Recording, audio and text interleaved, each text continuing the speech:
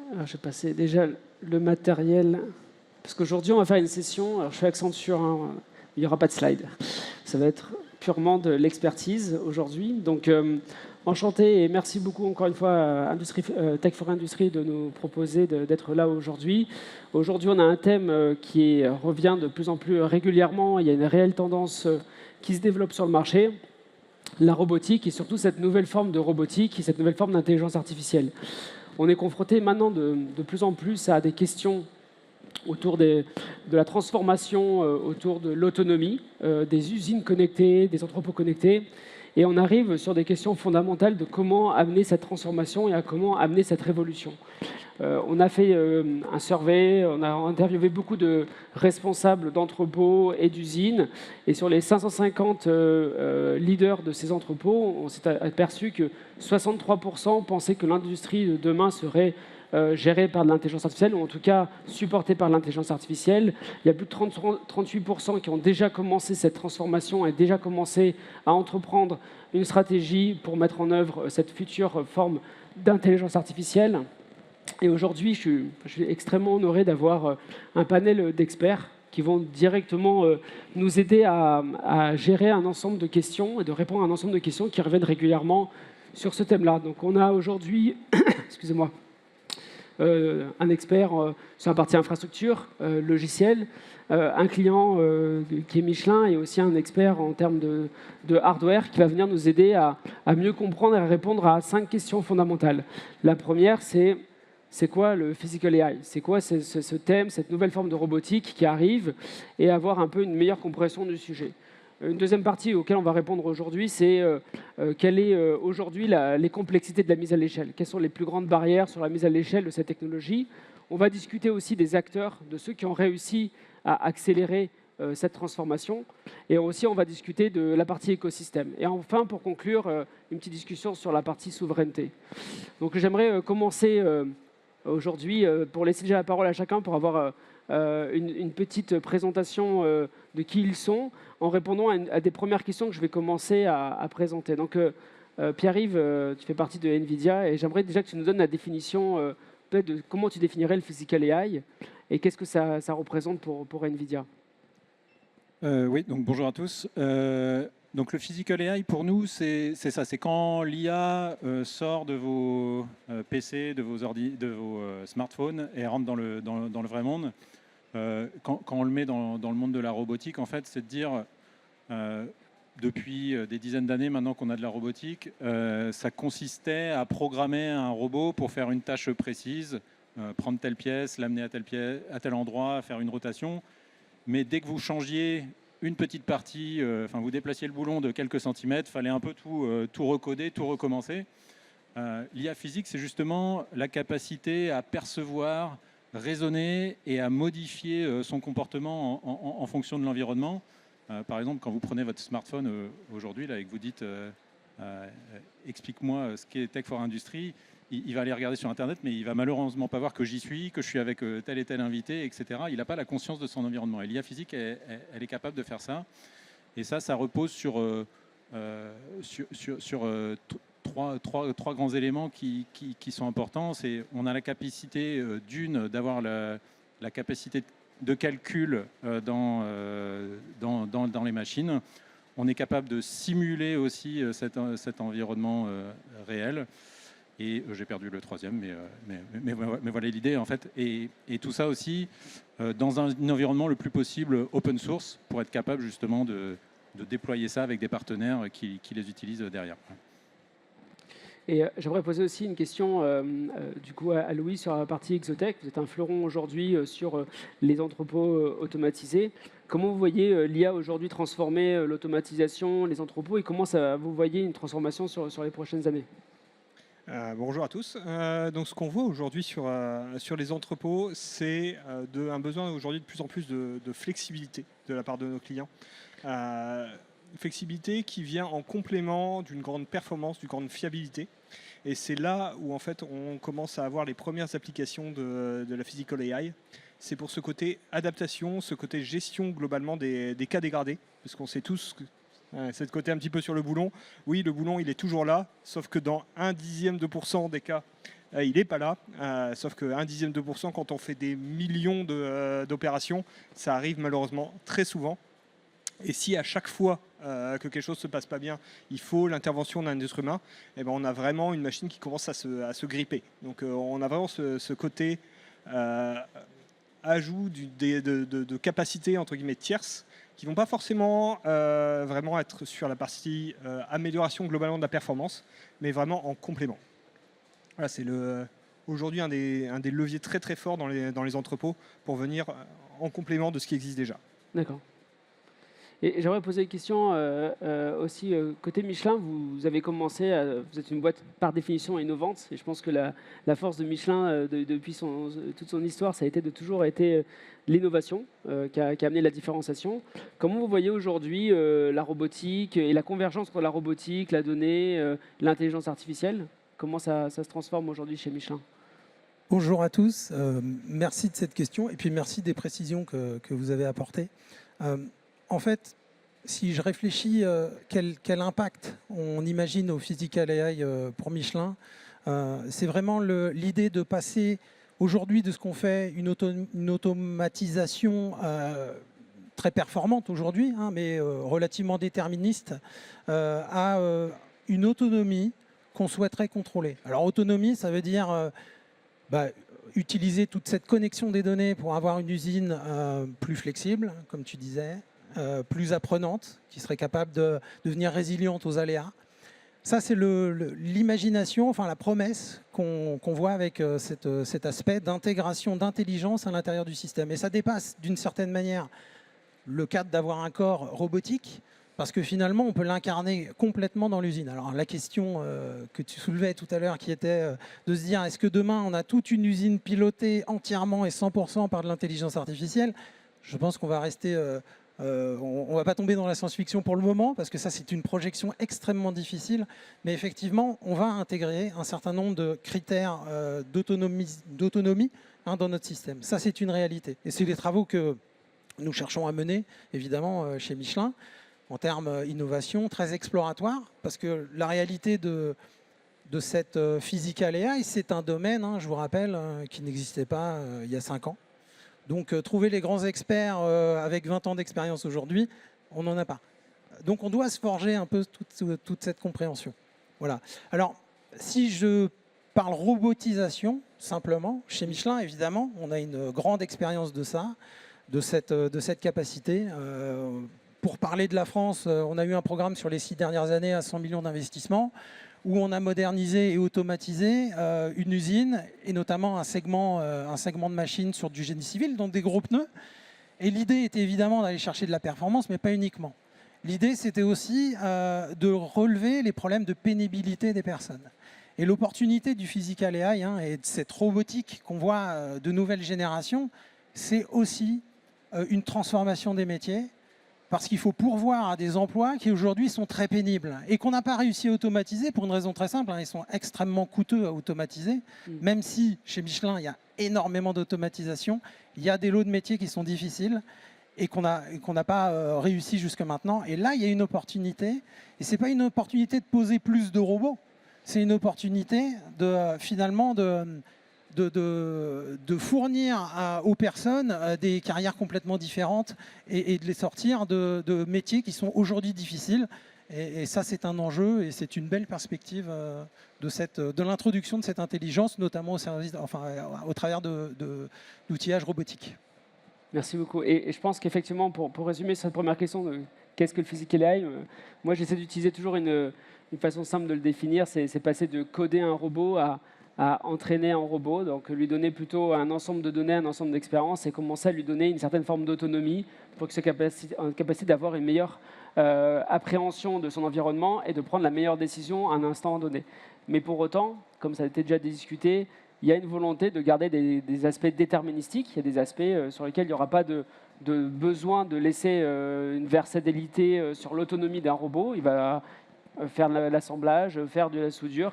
Et d'autres fois, il faut, parce que la vis est mal vissée ou parce qu'il y a un obstacle au milieu d'une allée, savoir avoir un robot adaptatif. Et je pense que c'est là-dessus où il y a un enjeu sur l'adaptation de la Physical AI pour aller encore plus loin dans la phase d'automatisation. Mais donc du coup, ça m'amène sur une deuxième question qui revient régulièrement. c'est pourquoi on ne va pas plus vite. Enfin, je veux dire, aujourd'hui, dans la salle, tout le monde va nous dire, bah oui, la robotique, c'est magique, ça peut tout faire, on va avoir un meilleur monde avec moins de pénibilité, moins de risques. Et aujourd'hui, factuellement, si on regarde l'adoption de la robotique et surtout dans ce qu'on appelle les nouvelles formes de robots et sur le niveau maximum d'automatisation, on n'y est pas encore. On a encore des étapes qui ne nous amènent pas à cette automatisation maximum. Donc j'aimerais poser la première question peut-être à Pierre-Yves pour avoir un petit peu... quelles sont aujourd'hui comment vous voyez les barrières, les contraintes qui font qu'on n'a pas complètement basculé sur l'adoption du physical AI? Bon, il y a des contraintes un peu techniques, hein. Je pense que Michelin peut être un bon exemple, hein. Enfin, on a des usines qu'on n'a pas construites hier, avec des systèmes qui ne datent pas d'hier, avec des données sur certains formats, etc. Donc les données ne sont pas accessibles. Bon, bah ça, la réponse d'NVIDIA, par exemple, c'est l'OpenUSD. C'est un format open source pour justement un peu consolider toutes ces données. Un deuxième angle aussi, c'est la simulation. Pour passer à l'échelle de la robotique à base d'IA, on peut plus se permettre on peut pas se permettre de faire rouler des AGV, par exemple, dans une usine 24 heures sur 24 pour les entraîner, avec le risque qu'il y ait des accidents. On l'a vécu avec les véhicules autonomes, hein, c'est la même logique. On ne peut pas faire 9 millions de kilomètres avec un véhicule, puis 9 millions avec un autre. Donc nous, notre vision là-dessus, c'est de dire, pour le faire à l'échelle, il nous faut de la simulation.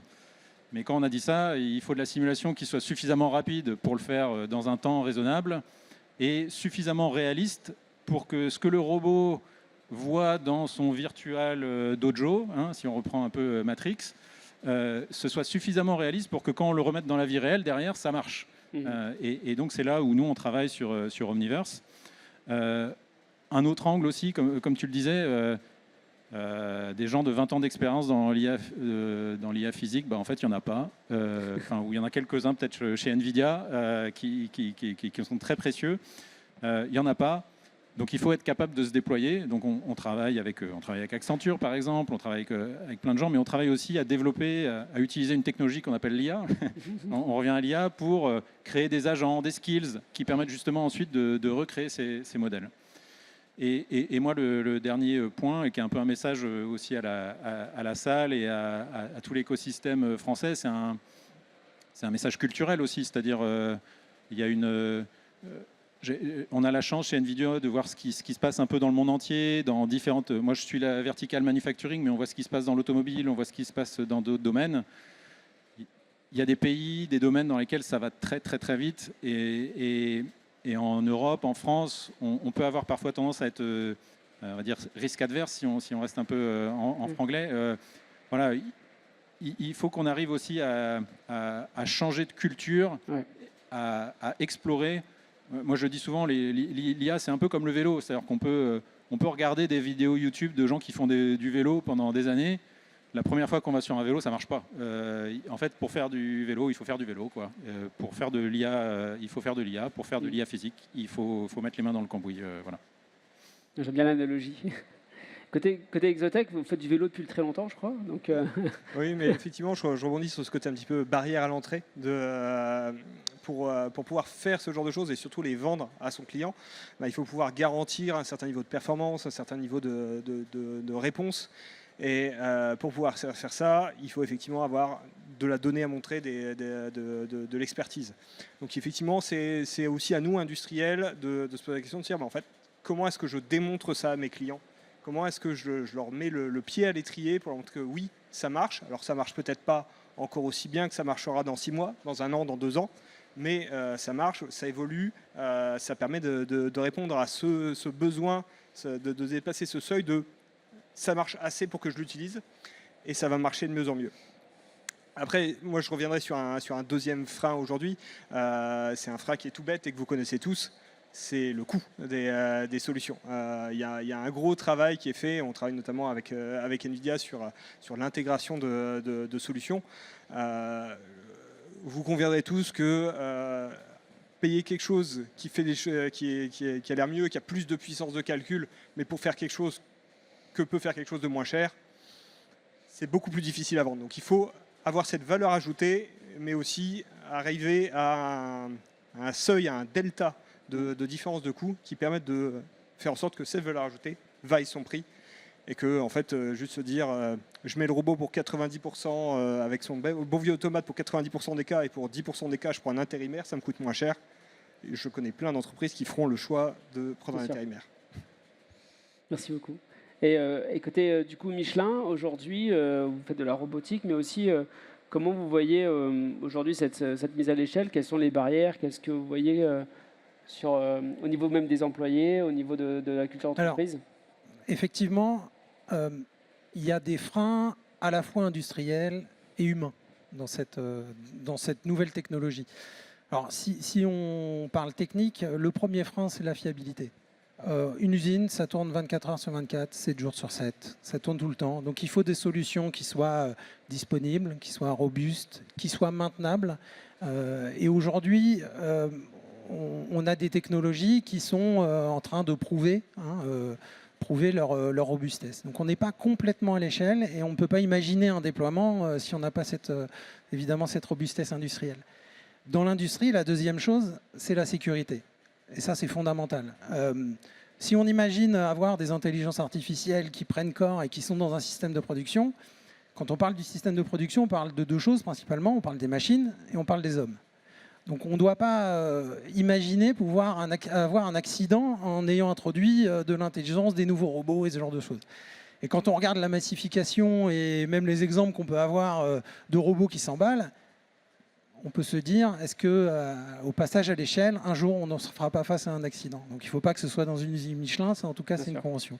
Et c'est une conviction. Et si vous avez essayé de mettre un robot humanoïde, par exemple, dans un atelier, la première question qui tombe, c'est où est le bouton d'arrêt d'urgence? Ouais.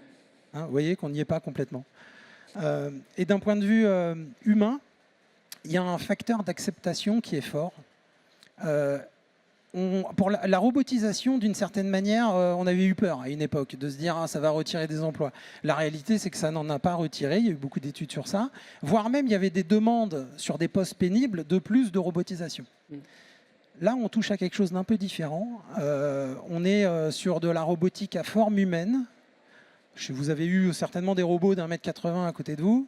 Quand ils se mettent à bouger, c'est assez intimidant, impressionnant. En avoir 10, il y aura un effet d'échelle qu'il va falloir maîtriser. Donc il va falloir s'assurer, et ça va être poser les machines in situ et vérifier que les opérateurs réagissent, que tout va bien. Donc il va y avoir un travail à faire à ce niveau-là. Ça c'est le point. Et peut-être le dernier point qui est un frein aujourd'hui, c'est la compétence. Qui va maintenir ces systèmes en production? Qui va les réentraîner? Parce que notre environnement est complètement variable. Donc si j'ai un nouveau produit, est-ce que demain je dois réentraîner mon robot ou mon système? Certainement que oui. Qui va le faire? Est-ce que c'est en centrale? Est-ce que c'est en local? Qui doit maintenir? Et ça, c'est un travail de compétences qu'il faut mener. Certainement, tout à l'heure, on parlait de convergence. On va voir de la convergence et des profils peut-être un peu hybrides, qui vont embarquer de l'automatisme, de la mécanique, de la robotique, et puis peut-être de l'intelligence artificielle et de la data. Et ça, aujourd'hui, ces profils-là, ils n'existent pas. C'est un très bon point. Et on a parlé de robustness, on a parlé de simulation, et j'aimerais donner un peu la parole à Philippe d'Asso Systèmes. Je pense que encore un fleuron français avec une expertise mondiale qui a utilisé la simulation depuis des décennies. Comment vous voyez la robotique, les barrières d'adoption? Comment vous voyez aujourd'hui cette transformation arriver? Alors peut-être un point sur ce que tu disais tout à l'heure. Effectivement, en France, on pourrait aller plus vite. Je me rappelle, il y avait un politicien français il y a quelques années qui voulait taxer les robots. Mais taxer les robots, ça fait juste ralentir l'automatisation. Et si on ralentit l'automatisation, on ne rapatrie pas des usines en France, ou on ne garde pas les usines en France. Donc l'automatisation, elle est absolument nécessaire. Il faut aller encore plus loin. Maintenant, elle est soit déterministe, soit plutôt autonome. Effectivement, on a plein de systèmes dans l'usine aujourd'hui qui sont complètement déterministes, puisqu'on a des machines, on a des convoyeurs, et on a des robots qui sont déterministes, c'est-à-dire qui sont programmés pour faire quelque chose. Et s'il y a une mouette qui arrive sur le parcours du robot, ben, tant pis, il fait ce pourquoi il a été programmé. Donc, le 10% ou le 5% ou le 10%, effectivement, c'est pas la totalité de l'usine. Donc il y a quand même une grande question d'orchestration de tout ça. Il faut l'utiliser lorsque c'est utile, lorsque c'est nécessaire, parce qu'il y a un coût de calcul. Il y a un temps de calcul aussi, hein, sur des automates programmables. Aujourd'hui, souvent, on va rechercher 3 à 5 millisecondes. On n'arrive peut-être pas à le faire, à arriver dans ces domaines-là avec les montagnes de calcul qu'il nous faut faire pour l'autonomie. Mais dans certains cas, c'est extrêmement utile. Donc, il faut qu'on aille plus vite, il faut qu'on aille plus loin. Ça ne va pas se faire comme ça parce qu'on a beaucoup de choses qui sont déterministes. Il faut que ça cohabite et l'orchestration de tout ça est extrêmement importante. C'est peut-être ça la plus difficile parce que entraîner un robot tout seul, bon, trouver le contexte d'entraînement du robot, c'est très difficile parce qu'effectivement, les robots, les LLM aujourd'hui, ils sont entraînés avec des milliards de données qu'on trouve sur Internet. La donnée dans l'usine, il n'y a que celui qui opère l'usine qui l'a. Hein. Donc, pour entraîner les robots, il va falloir qu'on trouve une façon, et on travaille, Dassault Systèmes travaille avec NVIDIA sur la combinaison de jumeaux virtuels et des capacités de simulation de NVIDIA pour apporter ces capacités d'entraînement dans des données synthétiques qui permettrait d'aller plus vite pour l'entraînement de ces robots-là, qui, encore une fois, ne doivent pas être appliqués partout lorsque c'est utile, mais ça va progresser très rapidement maintenant. Et je pense que c'est un point qui revient régulièrement, et ça va être un des points que j'aimerais adresser par la suite de ce débat, c'est aussi la mise à l'échelle. Comment on arrive à accélérer. Il y a des acteurs d'un point de vue mondial et investissent énormément sur la transformation autour du physical AI, autour de l'autonomie, en termes de robotique. Si on regarde à nos horizons, au niveau de la Chine, au niveau des États-Unis, il y a des acteurs qui investissent aujourd'hui des milliards sur cette transformation, sur la préparation de ces nouvelles technologies. Je pense qu'il y a aussi une question de qu'est-ce qu'on voit de l'extérieur. Nous, on travaille avec des acteurs, aussi bien des acteurs allemands, mais aussi des acteurs américains, qui sont dans un passage à l'échelle et qui sont dans une réflexion de comment ils vont déployer la robotique. Et je pense qu'il y a des points qui ont été mentionnés, des aspects culturels, il y a peut-être aussi du courage, du leadership, il y a aussi des questions de transformation de talents, recrutement de talents. Et je pense que, encore une fois, en France, en Europe, on a énormément de talents déjà tournés vers la robotique, vers le physical AI, mais il y a encore des enjeux sur cette mise à l'échelle et ce passage du proof of concept à l'adoption à plus grande échelle. Côté Michelin, aujourd'hui, qu'est-ce que vous voyez, qu'est-ce qui serait nécessaire de faire pour passer de ce proof of concept au passage à l'échelle de cette nouvelle technologie? Alors oui, effectivement, ce qu'on voit aujourd'hui, c'est beaucoup de preuves de concept. Et en fait, finalement, il faut en sortir de ces preuves de concept. On a l'impression de voir des robots massivement utilisés. Finalement, on y est. Alors, c'est un point de vue, hein, on peut en discuter. On n'y est pas encore complètement. La valeur, aujourd'hui, elle n'est pas complètement prouvée. On est en train de l'essayer. Ça dépend du coût, donc ça dépendra de la massification. Et aujourd'hui, c'est vraiment trop tôt pour en parler. On a la problématique de la robustesse dont j'ai parlé tout à l'heure, de la sécurité, ce qui veut dire que les preuves de concept qu'on est en train de mener aujourd'hui, c'est sur du fonctionnel, finalement. Est-ce que le robot tient la charge? Est-ce qu'il va fonctionner? On travaille beaucoup le cerveau, c'est-à-dire l'adaptabilité, la capacité de s'adapter à un environnement complexe. Il y a aussi une réalité, c'est qu'il faut travailler le hardware. Quand on parle de la robotique industrielle traditionnelle, effectivement, ça a mis des dizaines d'années avant d'arriver à une capacité d'être déployée industrielle. Il y a une chose à continuer à travailler, c'est le hardware sur ces robots de nouvelle génération, dirons-nous, parce que quand les experts chez nous, mécaniciens, regardent la mécanique de ces robots, ils disent quand même, c'est fragile, ces choses-là, on ne pourra pas les passer à l'échelle. Donc il y a un travail encore à mener. Et moi, je le résume à un travail de montée en TRL. Aujourd'hui, c'est de l'usage qu'il faut réussir à aller chercher. Donc, c'est de l'investissement. Tu parlais de prise de risque, c'est exactement ça. Je ne suis pas sûr qu'aujourd'hui, la valeur, on l'imagine, on la touche. Je ne suis pas sûr qu'on l'ait complètement. Et cette prise de risque, il faut savoir le faire. Et une façon de commencer à généraliser, c'est d'imaginer une logique d'industrialisation. Ces systèmes-là seront intégrés dans un environnement. Il faut tout de suite penser comment ils vont s'intégrer dans l'environnement, comment on va les piloter, comment on va garantir les sécurités, même s'il y a encore du travail, c'est des choses qu'il faut mener. Comment la simulation sera intégrée au pilotage de tous ces systèmes. Et aujourd'hui, j'ai l'impression qu'on a un champ exploratoire très vaste, très prometteur. La partie intégration, finalement, qui est la clé fondamentale pour l'industrie, je pense qu'il y a encore des choses à adresser. Alors, travailler avec des industriels, c'est évidemment le bon périmètre. Voilà, il faut qu'on se mette en mouvement. On a besoin d'un écosystème. Un industriel tout seul ne peut pas le faire. Un fournisseur de solutions tout seul ne pourra pas garantir le passage à l'échelle. Donc, il y a une synergie à créer, des partenariats très certainement, du co-développement. Plus du co-développement aujourd'hui d'ailleurs que du partenariat. En tout cas, c'est ma conviction.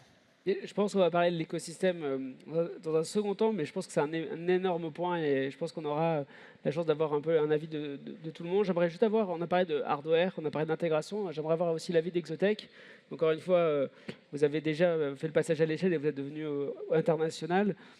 Curieux de voir qu'est-ce que vous pourriez recommander aux entreprises françaises pour adopter ces nouvelles technologies et le passage du POC à la mise à l'échelle à l'international. Déjà, j'aimerais dire, je ne suis pas tout à fait d'accord avec toi, Sylvain. Nous avons ce côté maturité du hardware. Clairement, moi j'aurais presque dit l'inverse il y a encore quelques mois. C'est-à-dire, en fait, on en a vu passer certains le robot Spot de Boston Dynamics. On a ce côté de corps qui attendait un cerveau. Où on a un certain nombre d'acteurs, et notamment en France, qui sont capables de sortir des solutions robotiques, alors qui sont peut-être pas aussi miniaturisées ou précises que peut l'être un humain, mais on a vraiment ce vivier et cette trajectoire qui fait que, oui, on commence à avoir du matériel qui est à la fois de plus en plus fiable, de plus en plus précis, et qui demande, entre guillemets, qu'à être piloté. Là où effectivement, je dirais que le côté qu'est-ce qui manque pour déclencher, pour moi, quand je le vois, c'est plus la maturité des modèles. Quand on voit les derniers modèles qui sortent, j'ai passé quelques heures à lire les papiers qu'a sorti Alibaba Group sur ces derniers modèles. Quand on voit les benchmarks vis-à-vis desquels ils sont confrontés, le nombre d'heures d'entraînement qu'il a fallu pour en arriver entre, j'ai envie de dire, casse ça. Il y a un petit côté où la maturité des modèles, la capacité à réapprendre, quand on voit qu'un opérateur en quelques jours, il peut être globalement très efficace sur son poste, on n'est pas du tout dans les mêmes niveaux d'échelle. Alors on triche un petit peu, on fait de la simulation et franchement c'est comme ça qu'il faut commencer. Mais quand on aura franchi ce palier de se dire en fait quand on arrivera à apprendre peut-être mieux que des humains, on aura vraiment ce côté où ce sera très fluide. En attendant, il ne faut pas clairement se dire j'attends la solution parfaite. Non, en fait, il faut s'attaquer aux tâches où la valeur ajoutée, où la maturité de la solution le permet. Se dire, typiquement, je n'ai pas besoin forcément d'un robot humanoïde pour bouger une caisse dans un entrepôt. Un convoyeur, ça suffisait. Donc, je n'avais pas attendu l'IA, la physical AI pour bouger des bacs. Donc, trouvons une application adaptée, testons, crachons la solution techniquement et voyons, et puis si ça marche, et bien on continue, si ça marche pas, on change. Est-ce que quelqu'un veut réagir parce que après... Y a pas... Non, simulation, c'est pas tricher, c'est au contraire, c'est préparé. Je réagirai après alors. C'est exactement ce qu'il faut faire. Mais moi, je voulais... Les humanoïdes... On en parle beaucoup parce qu'il y a beaucoup il y a quelques sociétés qui ont énormément investi et communiqué sur les humanoïdes. Mais cette notion de la différence entre la robotique ancienne et la robotique moderne, avancée, c'est cette notion de perception. Perception et ensuite l'action. Interprétation, action. La perception, on en a besoin sur les AGV, sur les AMR, sur les Autonomous Mobile Robots. On a besoin sur des robots qui font du picking de façon random. Et ceux-là, ils n'ont pas de jambes. Hein. Ils sont soit fixes et robot picking qui fait du picking random sur des objets qui arrivent de façon aléatoire sur un convoyeur qui est très large. Il a besoin de perception. Il a besoin de comprendre son environnement. Pareil pour les AMR et pareil pour les AGV. Donc, on parle beaucoup d'humanoïdes. Moi, je pense qu'il y a cette catégorie-là de robots qui ont besoin de perception, qui ont besoin de physical AI, et c'est ça qu'on va voir qu'on voit maintenant, qu'on a déjà aujourd'hui, hein, dans les 1 an, 2 ans, 3 ans, dans les usines. Quelques humanoïdes, on en verra progressivement, mais peut-être on peut concentrer le physical AI sur la première catégorie. Ouais, c'est exactement mon point, c'est-à-dire de dire en effet les humanoïdes, et nous les premiers à Nvidia, c'est-à-dire que c'est un peu notre étendard avec les véhicules autonomes pour justement développer la technologie. C'est-à-dire que si on arrive à le faire dans la robotique humanoïde, alors ça drive tout le reste du domaine, mais les form factors, ils sont hyper variables. Et c'est là où nous, on a une approche que moi je trouve hyper intéressante, c'est-à-dire que nous, on n'est pas là pour dire le form factor absolu, c'est l'humanoïde. Non, on est plutôt là pour dire on développe une plateforme de robotique et on la met à disposition du plus grand nombre pour qu'en effet, les form factors les plus adaptés aux use cases les plus adaptés émergent. Et il y a des choses qui sont très, très matures aujourd'hui avec des form factors très simples ou plus simples. Et en effet, les humanoïdes, on voit qu'il y a des expérimentations qui sont faites. Et là, Cocorico aussi. Hein, on peut parler de Wondercraft qui met des humanoïdes chez Renault. C'est autonome, ça marche dans des usines, ça porte des pneus. C'est des vrais robots qui fonctionnent. On peut aussi parler de Schaeffler en Allemagne là, qui développe et qui veut mettre en place plein d'humanoïdes. Enfin, voilà, on a quand même des plateformes. Mais ce que je voulais dire, voilà, c'est pas forcément black and white dans le sens tout. Il y a des choses qui sont déjà prêtes et qui sont faisables. Et simuler n'est pas tricher.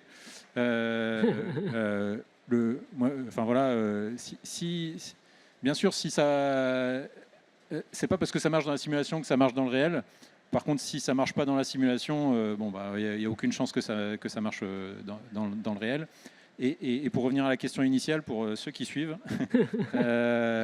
comment passer du POC au passage à l'échelle? En fait, moi, ma réponse, il n'y a qu'ici qu'on n'est pas passé à l'échelle. Hein.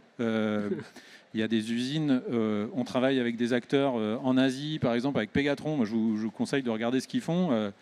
Ils automatisent des usines complètes de semi-conducteurs pour nous. Ils utilisent nos technologies de jumeaux numériques, de robotisation pour mettre en place leurs usines plus vite, plus rapidement, complètement automatisées, pour les optimiser, pour les designer plus vite, pour les opérer mieux. Regardez Amazon aussi, hein, les convoyeurs dans les entrepôts Amazon, c'est assez incroyable. Je pense qu'Exotech, vous savez ça. C'est incroyable. Et donc c'est déjà fait, en fait. Une partie du travail est déjà fait. Tout n'est pas fait, mais en tout cas, il y a déjà un passage à l'échelle qui a été fait largement. Quoi. Amazon, c'est pas mal comme passage à l'échelle. Amazon, c'est pas mal comme passage à l'échelle. Ouais, exactement. Ça donne, non, mais ça donne vraiment. Et nous-mêmes, des usines pour Nvidia utilisent nos technologies et ces technologies-là pour. Et bien sûr, pas des humanoïdes aujourd'hui, mais d'autres formes facteurs. Voilà. Après, je pense qu'il y a le passage à l'échelle qu'on voit dans les autres pays. Je pense qu'en France, il y a une prise de décision et c'est vrai que ça prend du temps. Je pense que ce n'est pas un retard, mais c'est vrai qu'il faut passer à la vitesse supérieure. Je pense sur la partie hardware, je regardais encore, tout le monde m'a parlé récemment de l'humanoïde qui a gagné la course du marathon et qui a été plus rapide qu'un humain. Et en fait, ce qui était intéressant, c'est qu'un an plus tôt, il y avait eu la même course et il n'y avait que 6 humanoïdes qui ont fini la course avec des scores qui n'étaient pas très, très probants. Et en fait, ce qu'on voit, c'est qu'un an plus tard, ils battent les records humains. Donc le hardware, en termes de robustness, en termes d'efficacité, va continuer d'évoluer. Après, il y a des fondations en termes d'intelligence artificielle, en termes de data, en termes d'intégration, qui sont, quel que soit le hardware, nécessaires et importantes. Après, il y a bien sûr le point qui a été mentionné sur est-ce que derrière, on ne préfère pas prendre un opérateur humain plutôt que mettre un humanoïde. La question, elle est vraie, parce qu'aujourd'hui, entraîner un humanoïde, la vraie humanoïde, pas ceux qui sont téléopérés, aujourd'hui, c'est plusieurs heures, plusieurs jours, semaines, mois, des fois pour entraîner des séquences, des fois qui vont durer 1 à 2 minutes, beaucoup de données, beaucoup de processing.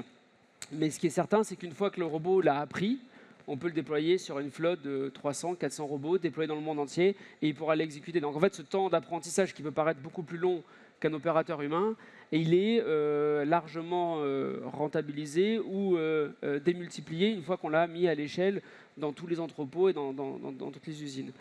Donc je vais essayer d'adresser un dernier point, parce qu'il restait devant 2 questions, mais il y a une question aussi fondamentale, la souveraineté ayant été déjà un peu abordée, c'est la question d'écosystème. Parce qu'aujourd'hui, ce qui est bien autour de cette table ronde, c'est on a différents acteurs et individuellement, on a mentionné un peu cette interconnexion entre différents partenaires.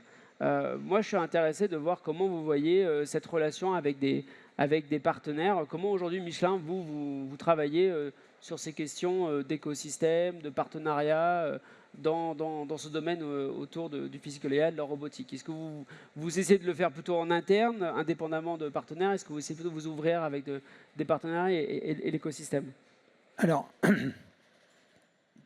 effectivement, on fait des choses en interne. On fait des choses en interne parce que ce qu'on disait tout à l'heure, c'est qu'il y a un besoin de développer nos compétences. Il y a un besoin de préparer ce que sera demain l'intégration d'éléments dont on parle, robotique, simulation. Donc il y a besoin d'être connecté finalement à la complexité d'utilisation de la technologie. Donc ça se fait évidemment en faisant des projets en interne.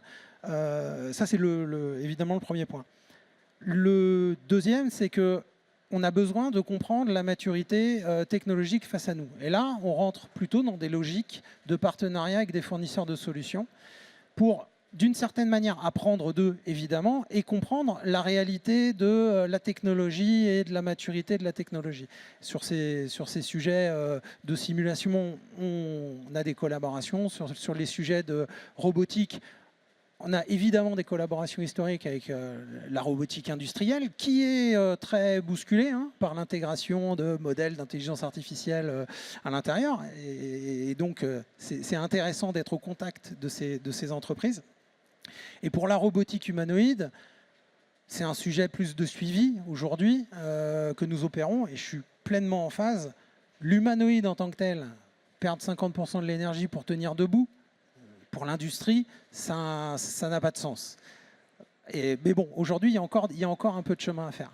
Et alors, sur le dernier axe de collaboration qu'on peut mener chez Michelin, c'est quand on est sur une technologie d'un niveau TRL très très bas.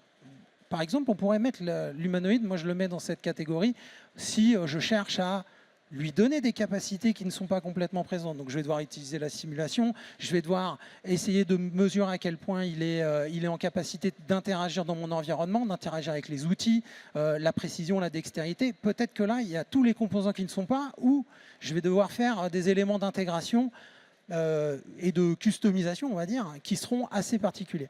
Là, quand on est dans ces niveaux-là, effectivement, on va essayer de collaborer plutôt avec des acteurs, instituts de recherche technologique, voire académiques, parce qu'on a un besoin d'adaptation qui sera peut-être très différent. Et là, on s'autorise finalement à désosser complètement le système et à faire quelque chose de très custom. On n'est pas dans une partie intégration, dans une partie compréhension de la techno et de l'impact qu'on arrivera à apporter à un moment ou à un autre. Merci beaucoup. Et Philippe, niveau d'Assosystème, comment vous voyez votre relation au niveau des partenariats, au niveau de la robotique, au niveau de Physical AI? Alors, par rapport à la question déjà en Europe, on a la chance d'avoir 2 très grandes entreprises qui proposent des jeux mots virtuels, qui sont Siemens et Dassault Systèmes. Bien sûr.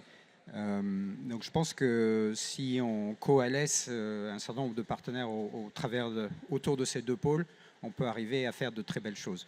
Nous, on a commencé à travailler avec NVIDIA sur le sujet, sur la robotique, au travers des présentations un peu trop rythmé parfois de NVIDIA. On présente des avancées de plus en plus intéressantes. Ça nous bouscule aussi, nous, parce qu'on a de fortes positions en robotique traditionnelle. Donc, combien est-ce qu'on prend de ressources de R&D en robotique traditionnelle pour les mettre sur une robotique qui est plutôt adaptative? C'est pas évident comme question. À quelle vitesse on fait ça? Et puis, on a aussi des partenariats avec des fournisseurs de robots et de solutions également, qui sont Neura en Allemagne ou Agile Robotics. Agile Robotics font des choses très très bien aussi. Et donc, on commence à travailler avec eux. Neura, par exemple, ils ont ils commencent à développer ce qu'ils appellent des Neura Gyms, c'est-à-dire des environnements physiques dans lesquels ils entraînent des robots. Ils en ont fait 1, 1,5, 2. Ils veulent en faire 60 ou 80 dans le monde, je crois. Mais il va bien falloir qu'on trouve une combinaison entre ces entraînements physiques et des entraînements virtuels qui, pour moi, seront des combinaisons de jumeaux virtuels dans des environnements comme la plateforme 3D Experience de Dassault Systèmes ou les plateformes de Siemens et des composants, des briques logicielles de NVIDIA. Et si on arrive à faire ça, je pense que on peut aller assez vite parce qu'on a la matière grise en Europe pour le faire. Je suis entièrement d'accord. Et je pense qu'en l'occurrence, sur la partie partenariat, quand on voit le physical AI, la robotique, au sens très large, il y a des enjeux d'infrastructure, des enjeux de data, des enjeux d'intelligence artificielle, des enjeux de hardware, des enjeux d'intégration. Aujourd'hui, je pense qu'il n'y a pas un seul projet qui se réalise avec un seul partenaire. C'est souvent un écosystème qui s'articule et qui permet aujourd'hui d'amener cette transformation. Donc je pense que c'est un élément qui est fondamental dans la robotique de demain et dans le physical AI au sens large, d'établir aussi une stratégie d'écosystème et de partenariat qui va vous accompagner dans cette révolution. J'ai une dernière question. Aujourd'hui, si on devait entreprendre une action pour positionner l'Europe comme leader dans la robotique et dans le physical AI, quelle serait pour vous une bonne action à entreprendre? Je ne sais pas si quelqu'un veut prendre la question en premier. Je vais répéter ce que j'ai dit un petit peu auparavant, c'est ces capacités d'entraînement avec de la donnée synthétique ou un croisement de données synthétiques et de données réelles. Mais il faut vraiment qu'on arrive à faire causer les environnements entre eux pour qu'on arrive à accélérer vraiment ces entraînements et que ça devienne économiquement. Parce qu'une fois qu'on a fait ça, après c'est très très bien, mais il faut passer ce stade-là. Merci. Pour moi, Oui. je reviens à mon histoire de vélo là. En fait, il faut faire du vélo avec les autres. En fait, c'est plutôt un tandem. Non, on va trop loin là dans la comparaison. Non, mais il faut. On en discutait avec Sylvain aussi. C'était de dire. En fait, la robotique, si on veut la faire dans un sens qui nous va, par exemple pour Michelin ou pour Exotech, en fait, il faut y participer, il faut la construire, il faut la co-construire. C'est pas quelque chose. On va pas dans un magasin acheter des pièces qu'on assemble et ça marche tous. Non, c'est quelque chose qu'on va construire ensemble. Je reviens du coup à la notion d'écosystème, c'est-à-dire que nous, Nvidia, notre façon aussi de travailler, c'est on n'est finalement pas très nombreux parce qu'une partie de notre plateforme, c'est pas du hardware, c'est pas du software. C'est l'écosystème qui est avec nous pour nous aider. C'est à la fois des Dassault pour la partie ESV, c'est aussi des acteurs, enfin des clients finaux, c'est des entreprises de services comme Accenture, c'est des startups, c'est des instituts de recherche, voilà. Et pas que aux États-Unis, hein, c'est ça. On travaille avec Dassault, on travaille avec Mistral, on travaille avec plein d'acteurs dans la chaîne française parce qu'on pense que c'est hyper important pour que la robotique puisse avancer en France, en Europe, que la chaîne soit aussi implantée en Europe et connaisse les contraintes de la France. Donc pour moi, le vrai message, c'est plus un message en effet de culture et de vraiment montons sur le vélo et allons-y tous ensemble et construisons ça tous ensemble. Ouais, je suis pleinement d'accord avec tout ce qui a été dit. Il y a aujourd'hui une opportunité avec la communauté européenne aussi, qui offre beaucoup de financement d'une certaine manière pour travailler de manière très collaborative ces sujets de physical AI. Il y a la mise en place de plateformes, donc des lieux de rencontre où on peut expérimenter la technologie. Ça, c'est un premier. Je pense que c'est un premier point. On doit essayer d'en profiter au maximum. Donc c'est en liaison avec ce que vous dites. Je pense que l'élément qu'on doit travailler, ce sont les compétences. Demain, les métiers seront très différents. Les métiers sont en train de se transformer. Nous n'avons pas aujourd'hui, je pense, encore les formations pleinement adaptées à cette transformation, parce que peut-être qu'on ne la comprend pas bien. Si je devais mettre, d'une certaine manière, un billet quelque part, je le mettrais plutôt sur la formation. Travaillons nos ingénieurs et nos techniciens de demain qui interviendront en usine. Travaillons l'attractivité, hein, évidemment, au travers de ces beaux sujets. Et pour ça, il faut construire quelque chose de, je pense, différent. D'accord. Moi, je vais être un petit peu en complément avec toi. Ce que j'aime, moi, dans la robotique, ce que je trouve la beauté de la robotique, c'est un petit peu ce côté meilleur monde entre le hardware et le software. Et pour moi, pour que ça avance, il faut une vraie présence d'une vraie chaîne de valeur, parce que c'est vraiment, il n'y a pas le robot qui bouge dans l'entrepôt s'il n'y a pas la carte électronique, tout comme il y a le robot qui bouge s'il n'y a pas le cerveau qui va avec. Donc il y a vraiment ce besoin d'écosystème et de chaîne de valeur sur laquelle on peut vraiment tous s'appuyer les uns avec les autres pour à la fin sortir quelque chose qui fonctionne et qui fonctionne dans le temps. Donc ça va avec de la formation, mais ça va aussi avec des différents partenaires, différents fournisseurs qui ont une maîtrise de leurs produits, vraiment de A à Z, et sur lesquels on peut tous travailler ensemble pour à la fin tirer le meilleur pour nos clients, pour nos utilisateurs. Et peut-être pour rebondir aussi, je pense à quelqu'un dans le public, je pense qu'il y a vraiment, et pour rebondir sur ce que tu disais, il n'y a pas de meilleur moment pour être un ingé aujourd'hui. Enfin, c'est le combo parfait entre faire de la simulation, faire du hardware, faire du software. Enfin, c'est incroyable. Il y a des outils incroyables, des enjeux incroyables. On parlait de sustainability juste avant. Enfin, il y a moyen vraiment de faire des trucs... Enfin, moi, j'aurais kiffé être ingénieur maintenant. J'ai fini, malheureusement. Je vais peut-être y retourner d'ailleurs. Mais Je pense que c'est un bon point. Nous, on met beaucoup l'accent sur la partie talent, et on a même construit une académie interne Physical AI, justement pour, entre guillemets, former des talents et aussi les reformer. On a des formations internes, on a des formations de partenaires comme NVIDIA. Et l'enjeu, c'est forcément de se dire, la robotique aujourd'hui, il n'y a pas un profil roboticien. Si on regarde, si on déconstruit la robotique, il y a des aspects très mécatroniques, il y a aussi des aspects AI, il y a des aspects simulation, il y a des aspects d'intégration. Donc au final, en fait, on peut se rendre compte que beaucoup d'acteurs aujourd'hui dans le monde de l'innovation, dans la technologie, vont faire partie de cette transformation de la robotique. Donc il faut recruter des talents qui viennent issus de cursus cœur au sein de la robotique, parce qu'on m'a déjà posé la question, si on fait 2 semaines, est-ce qu'on peut créer quelqu'un qui va faire du physical AI la semaine prochaine?